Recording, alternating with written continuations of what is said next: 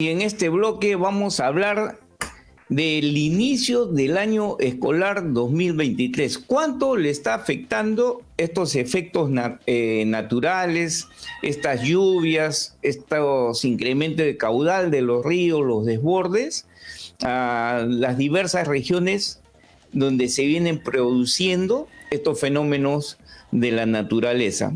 Y para hablar de este tema, estamos acompañados de don José Luis Gargurevis. Él es sociólogo de profesión y es especialista en gestión educativa. Y quería una pequeña referencia. Hace unos momentos el INDECI ha oficializado un primer avance de daños que viene soportando el sistema educativo en esta situación de lluvias, desbordes, huaicos. 45 aulas destruidas, 546 aulas afectadas y 133 aulas inhabitables, es decir, no pueden estar a disposición.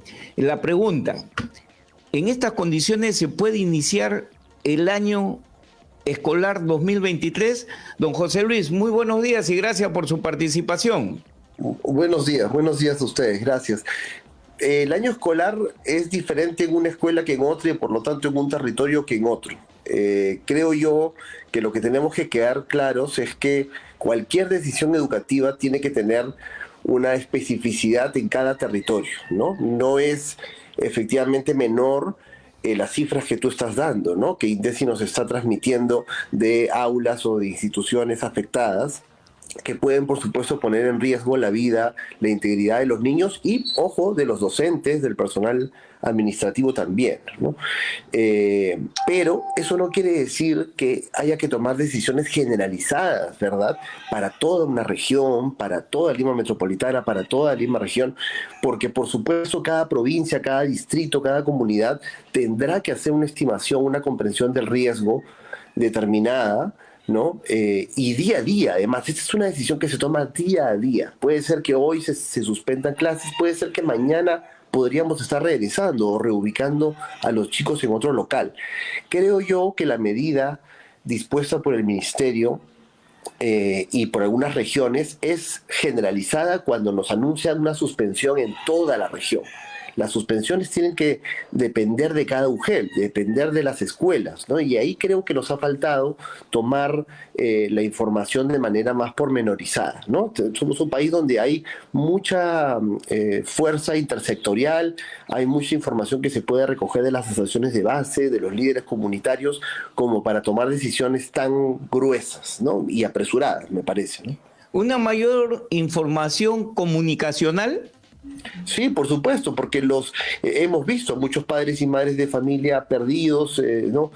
Sin saber qué hacer con sus hijos, y por supuesto muchos niños también ilusionados por un primer día de clases, cuando miran además colegios particulares que están en la misma zona que se han podido abrir, ¿no? Y ahí es donde la brecha se abre, ¿no? Tú no puedes decidir una medida en las escuelas públicas y sin embargo a 5 cuadras tener un colegio particular funcionando. Entonces, ¿de qué tipo de peligro estamos hablando? Hay poca comprensión del riesgo. Creo yo que esa información tiene que llegar mucho mejor, tiene que ser efectivamente parte de una campaña comunicacional para no desilusionar lo que significa en el país en el inicio del año escolar. Es un hito importantísimo para el desarrollo del año, ¿no? Entonces sí creo que eso ha debido manejarse mejor con los padres y con las madres. La previa al inicio del año escolar tuvo como agenda la infraestructura de los locales educativos.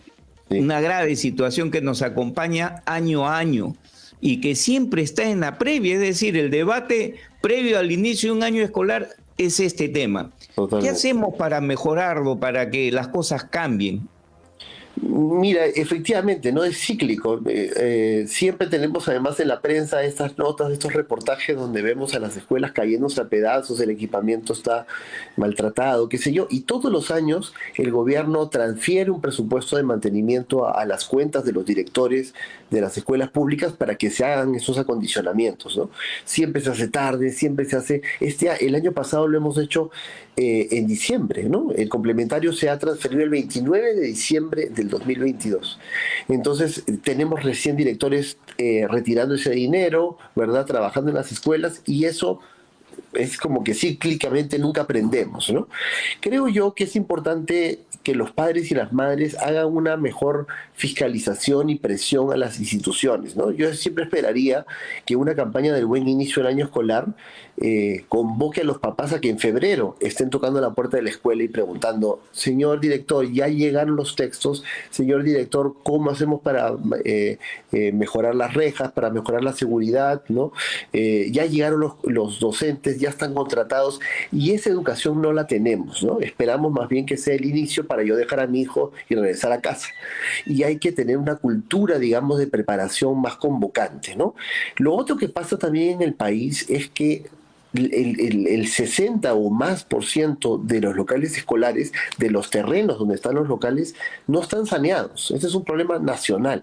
Quiere decir que esos terrenos no son de las escuelas, no son de las autoridades locales, son del Ministerio de Educación. Entonces ahí no puedes construir, por más que encuentres financiamiento, por más que encuentres apoyo, no puedes hacer nada. Solo puedes mejorar, acondicionar, ¿no? Entonces sí creo que hay que tener una lógica de la infraestructura pública en otra magnitud, ¿no? Tiene que haber más autonomía para que los directores tomen decisiones en sus locales.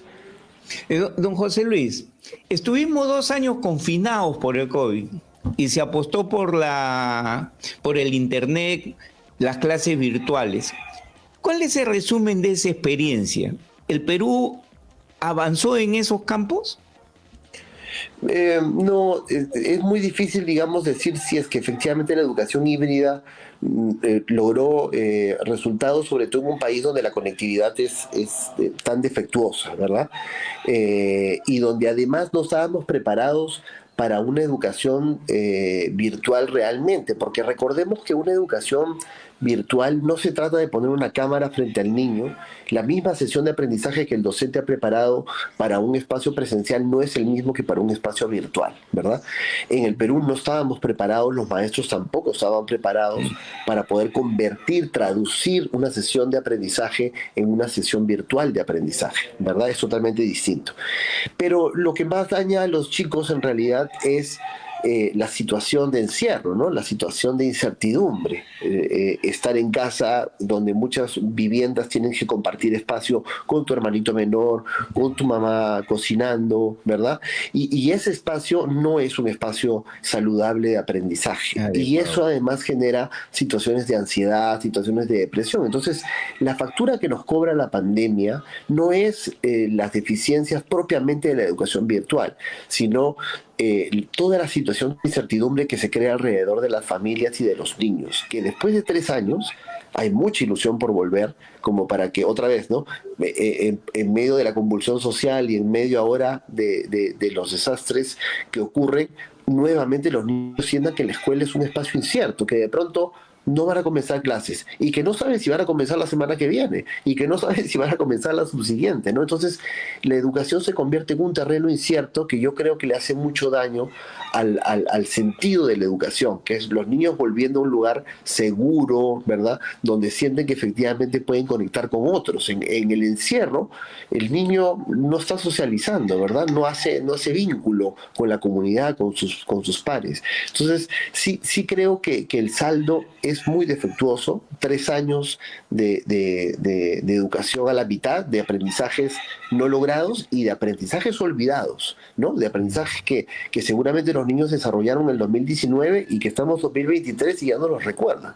Entonces, no hay que tomar otra vez decisiones así que pueden afectar una educación que es la que urge ahora, que es una educación de recuperar aprendizajes este año, el 2023. Don José Luis, pero a esto hay que sumar un tema que yo muchas veces lo he preguntado y me eluden la pregunta o no la profundizan. Es el tema de la deserción escolar. Ha cobrado niveles pero impresionantes. Vemos a nuestros jóvenes, a nuestros niños en edad escolar, transitando por las calles cuando deberían estar en aula. Totalmente, totalmente. Y es tan grave que ni siquiera tenemos cifras oficiales. Cuando tú tienes una problemática tan grande y lamentablemente tú buscas en el Ministerio de Educación, tú buscas en los sistemas nacionales de información, no encuentras la información. ¿Y sabes por qué? Porque además todos los registros siempre son muy perversos. Al final el registro de la matrícula no te dice realmente si los chicos desertaron o no. ¿No? Los papás a veces matriculan a sus hijos, pero sus hijos nunca van. Y en el registro queda una matrícula que es falsa, ¿no? Entonces estamos hablando, como tú dices, de cientos de miles de niños, de niñas, de adolescentes sobre todo, que no regresaron al sistema y que no van a regresar si no los buscamos y si no encontramos la razón por la que se fueron. ¿Verdad? Como tú dices, muchos están trabajando, muchas niñas o adolescentes están cuidando a sus hermanos, ¿verdad? Porque sus padres tienen que ir a trabajar, ¿no? Muchas historias de desarrollo profesional o de educación superior se han visto truncas, con lo cual hay adolescentes y jóvenes que no saben cómo seguir su trayectoria. Y esas historias no las estamos siguiendo. Creemos todavía que la educación es mandar textos, acondicionar un local, ¿verdad? Contratar maestros. Y la educación es un proceso muy complejo. Es asegurar las trayectorias de los chicos. Las trayectorias, como tú bien has dicho, están truncas. Los chicos no están en el sistema. Muchos incluso han aprendido fuera del sistema, pero ni siquiera como Estado estamos preparados para certificar esas competencias que los jóvenes han aprendido. Muchos de ellos han aprendido, también han desarrollado aprendizajes en el trabajo, en el vínculo con sus familias, pero el Estado es tan formalista, ¿verdad? Tan burócrata, que si no estás dentro del sistema, no te certifica esos aprendizajes. Entonces, es un castigo, digamos, incluso, ¿no? ¿Verdad que sí? Sí, claro ¿Verdad que sí? Don José Luis, de verdad que a mí me encanta hablar de temas educativos, ¿ah? Y creo que las circunstancias que actualmente vivimos nos obligan, pero estamos contra el tiempo y quiero comprometerlo para una próxima oportunidad para hablar, por ejemplo, lo que usted ha dicho al final. ¿Cómo hacemos para que jóvenes que abandonaron los estudios, pero encontraron un trabajo y empezaron a capacitarse? ¿Cómo podemos hacer para darle valor a esa capacitación que ha tenido y le rompemos la rigidez que tiene el Estado de solamente aceptar, oiga, si tú me acreditas tu primaria, secundaria, vale? Así es, totalmente. La educación comunitaria, la educación no formal en este país es enorme. Entonces sí creo que no tenemos muchas herramientas. Yo con gusto, un día conversamos sobre eso. Perfecto. Un abrazo a la distancia, don José Luis Gargudevis. Él es especialista en gestión educativa y nos ha acompañado en esta parte del programa. Muy buenos días. Gracias, buenos días a ustedes.